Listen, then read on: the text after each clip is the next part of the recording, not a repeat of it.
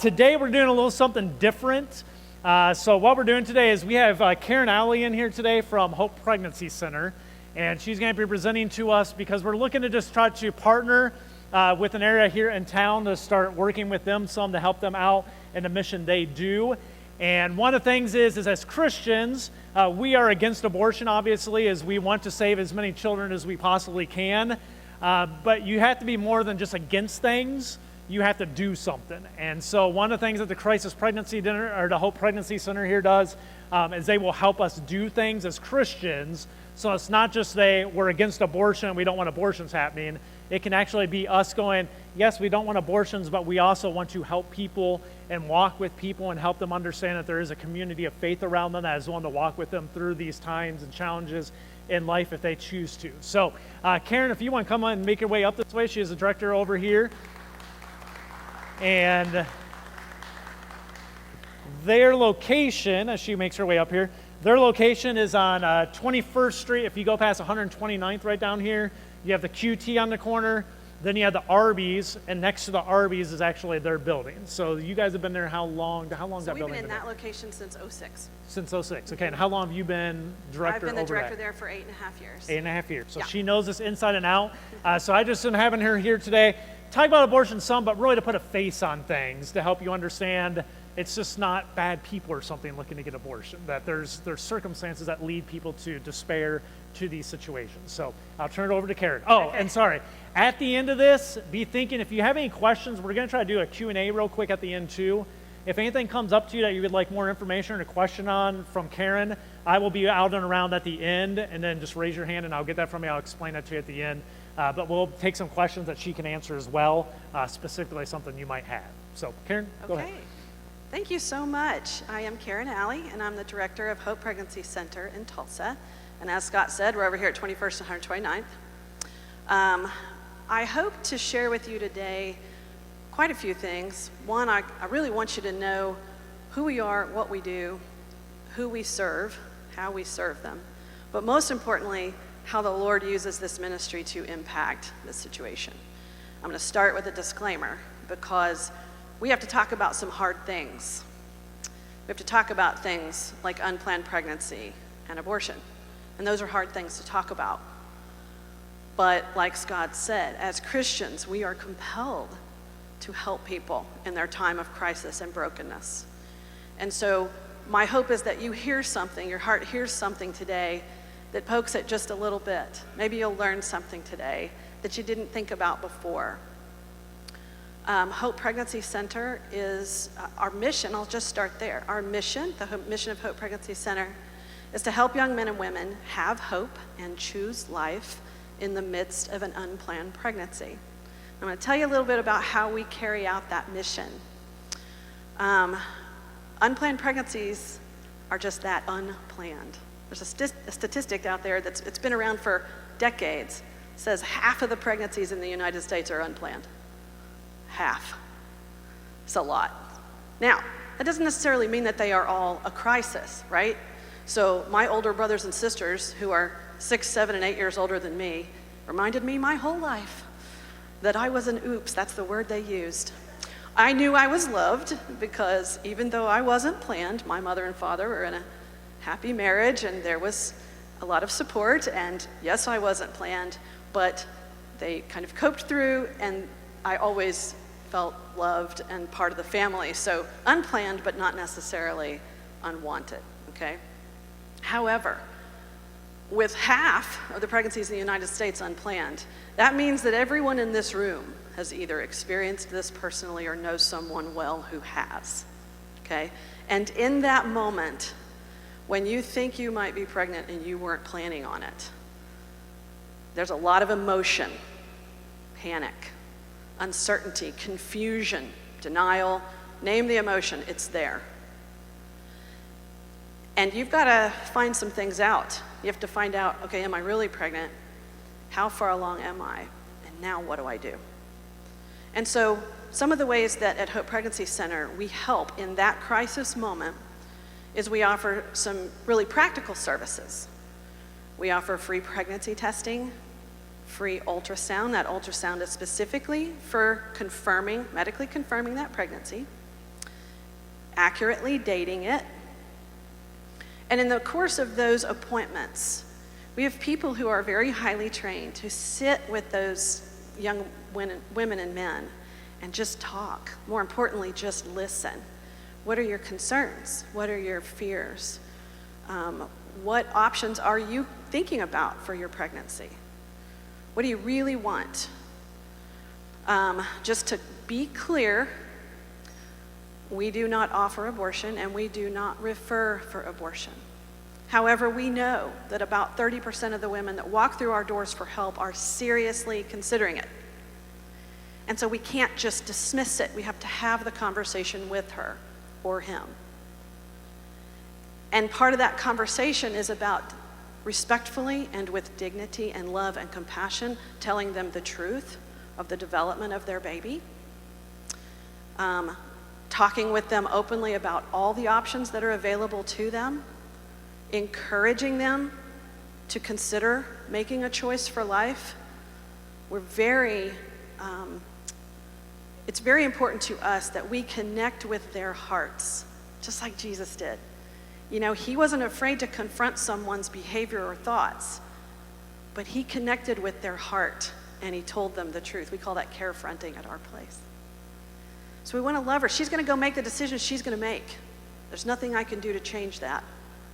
But I want her to know before she makes that decision, number one, I want to know that she's been equipped with all the information she possibly can be, accurate information. I want her to know that there's a group of people who are going to show her love and compassion, and that we're here and we're available. So in that upfront crisis moment, we're offering the pregnancy test and the ultrasound. If she does make a choice for life and chooses to parent her baby, we want to affirm that choice. And so we walk along with her a long way. We have the Empowered Parenting Program, which is, all of our services are free, so this is another free service.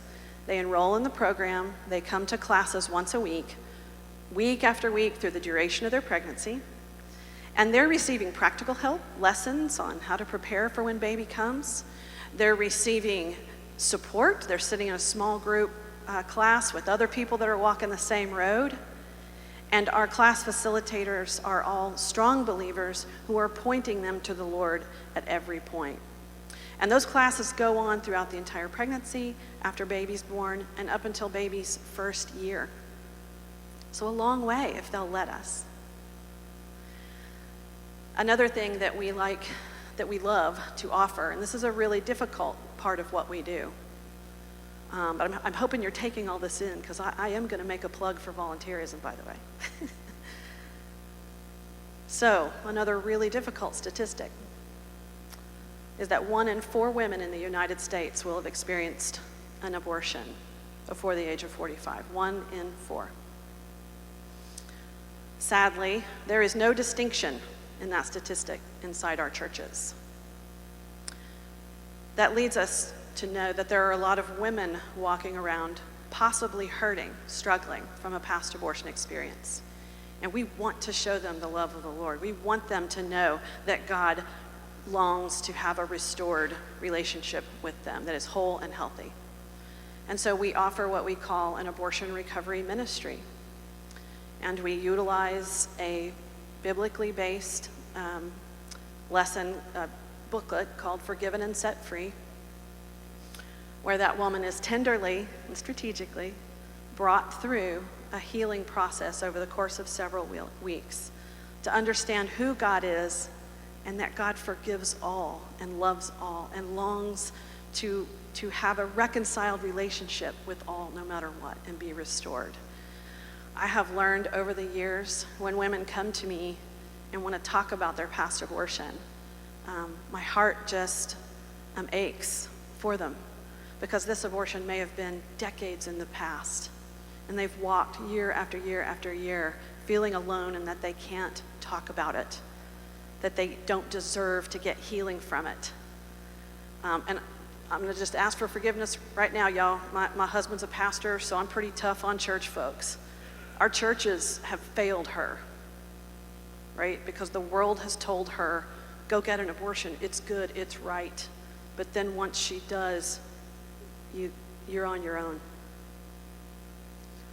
And so through the Forgiven and Set Free program, we see women come forward wanting to deal with this, wanting, maybe for the first time, to deal with the emotions that she's feeling, whether that's shame, discouragement, whatever. And I gotta tell you, from my heart, it takes a lot of guts, a lot of courage. Y'all are doing a courage series? Did I see that? That takes a lot of courage for a woman to come forward and say, I have this in my past, I need to heal from it.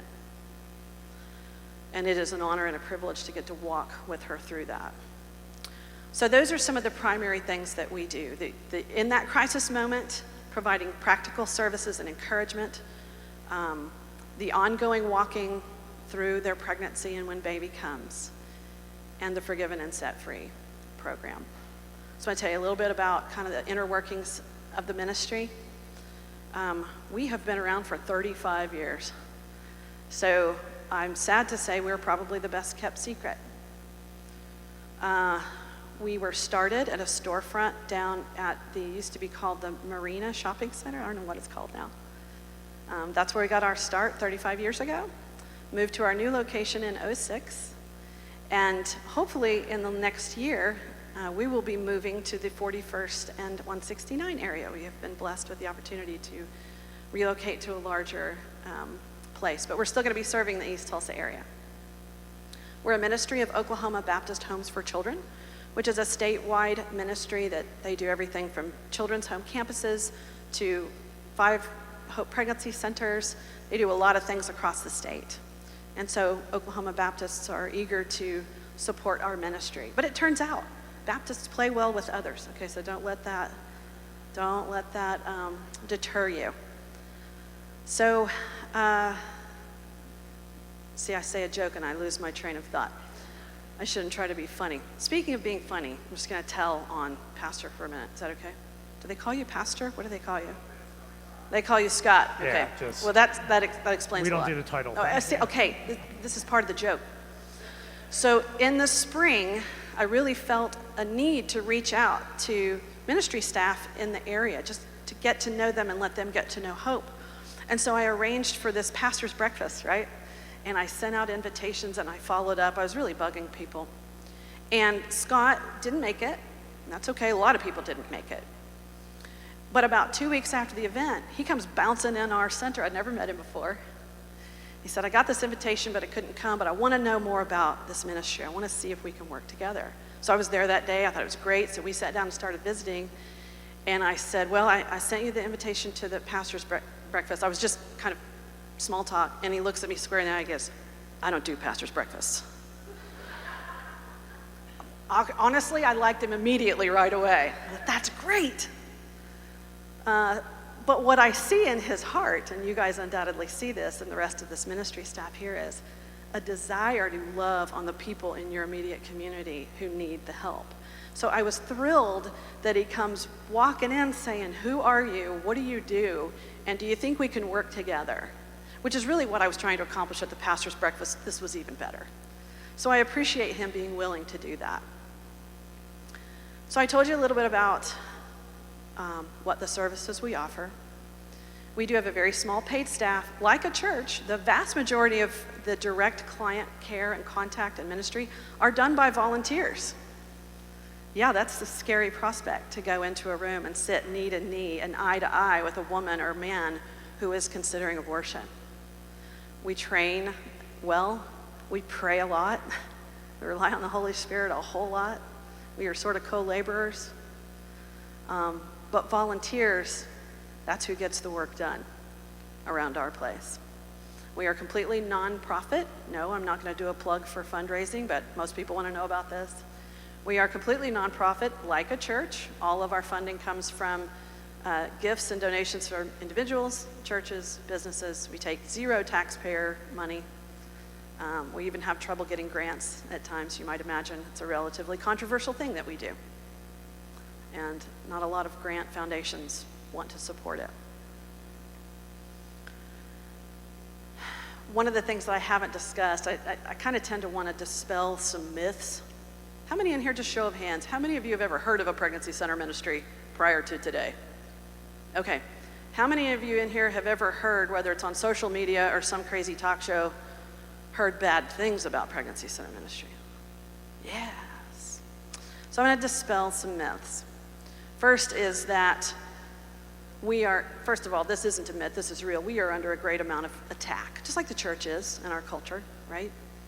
That we hate women, that we prevent women from getting an abortion, that we only care about the baby, that once the baby's born, we don't care what happens, that we lie, that we deceive. And the best response that I have to that is, come and see. Send a fake client in. I'm that confident. Come and see. We have like 98% of our exit interviews from clients talk about the love that they got, the compassion that they got. Whether or not they changed their mind about their pregnancy decision, they know they were loved. They saw Jesus in there, right? And so, as far as I'm concerned, at least at Hope Pregnancy Center is the only one I can speak for, those things are not true. That's how the enemy works. Another myth is that we only serve women. And so this may come as a surprise to many of you, but men are involved in pregnancy. Just gonna let that sit there for a minute. About 25 to 30% of the women that come to us bring the father of the baby with them.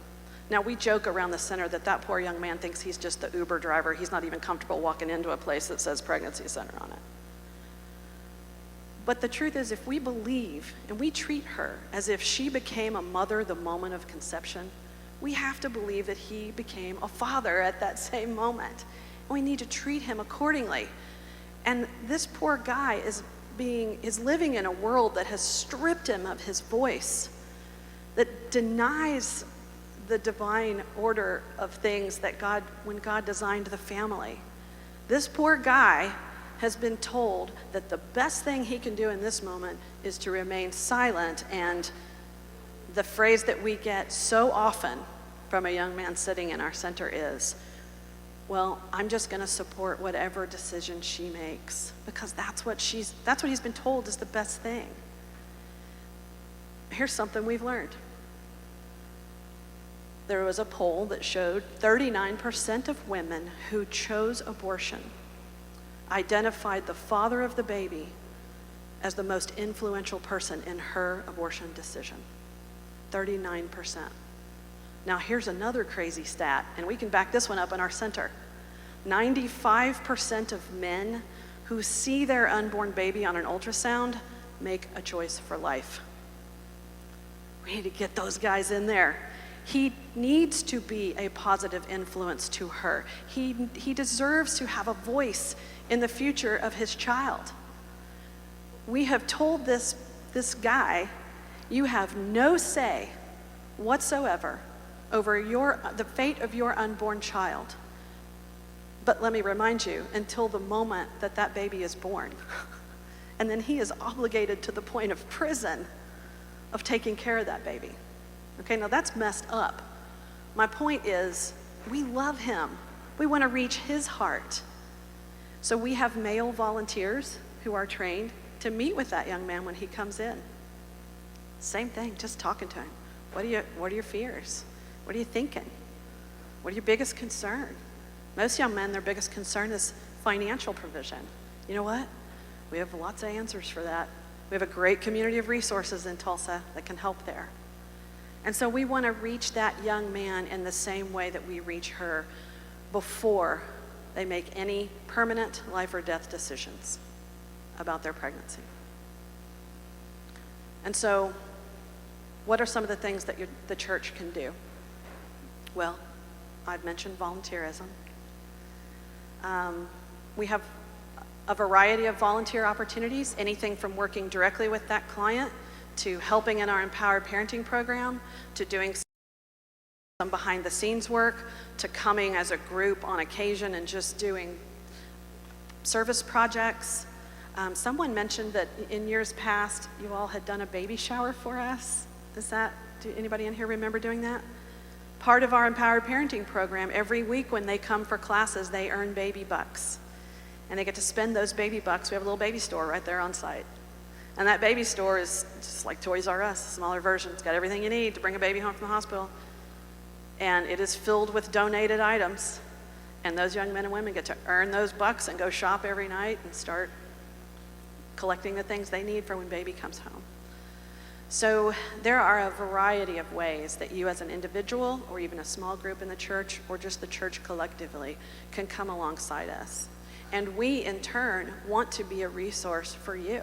I understand that you all work right in the heart of this community. And boy, there's some people from hard places right here struggling with some tough things. We want to be a help in that moment if our services can help. We want you all to be able to call us when you don't know where else to turn and let us help and walk alongside your ministries. I love to tell client stories, but I'm going to keep it brief. How many grandparents are in the room? Okay. Oh, so this is the grandparent section. Wow, that's cool. Okay. Maybe even a few great-grandparents, right? So I'm a grandparent recently. One of my favorite stories happened many years ago. A young woman came to us. She was getting ready to go to college, the first in her family, had a great road to success path planned out. And her mother was the one making sure that plan was going to happen. And the young woman was pregnant. They came in for the initial intake appointment where we gave them the pregnancy test and began to talk through. And the mother pretty much handled the entire thing. She is not going to have a baby. She's going to college. We have a plan. This doesn't fit the plan. We've got to have our information because we've got to go get her an abortion. And the young girl stayed fairly quiet. And so that continued into the ultrasound appointment. Same thing. Mother was adamant. This was the only choice. This is what had to happen. Wasn't going to ruin this girl's life. Again, the girl stayed fairly quiet. The nurse began the ultrasound. It's a fairly clinical process. It takes about 5 or 10 minutes where she's taking measurements, and the room's relatively quiet, and they're just kind of doing sort of clinical medical professional stuff that I know very little about.